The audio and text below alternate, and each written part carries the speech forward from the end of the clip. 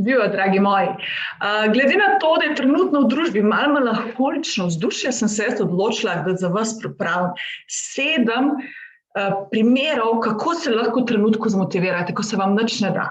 In meni se zdi, da vam bojo zelo prav prišli. Prvi je zagotovo en tak pozitiven, ko lahko si zvočno pomagate. Torej, dajte si eno dobro glasbo, tisto, kar vas dvigne, kar vam požene kri po žilah, kar vam da aktivnost v telo. In potem pride že ta druga, da ste tudi telesno aktivni. Če boste ležali in boste čakali, kaj bo prišlo, vse verjetnosti ne bo nič prišlo. Treba se je aktivirati. In potem vam bo šlo avtomatsko, da boste tudi v 3. koraku lahko si rekli sami spodbudo, dajmo bomo to naredili, pa bomo potem rešili tega.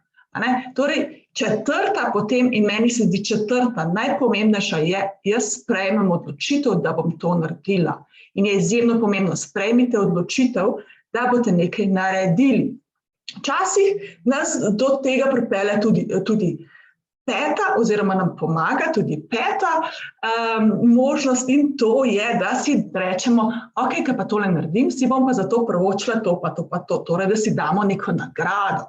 Včasih nas do tega, da mi nekaj naredimo, pripelje tudi življenje, situacija, nuja. To je včasih tudi želja po tem, da se boljš počutimo, da končno mi ne bo več to viselo nad glavo.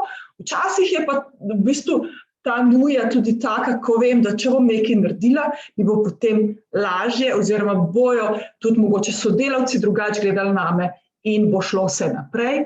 In še nazadnja 7., ki se mi pa zdi tudi zelo pomembna, in to je, da mi urejamo. Kaj vse je potrebno urediti?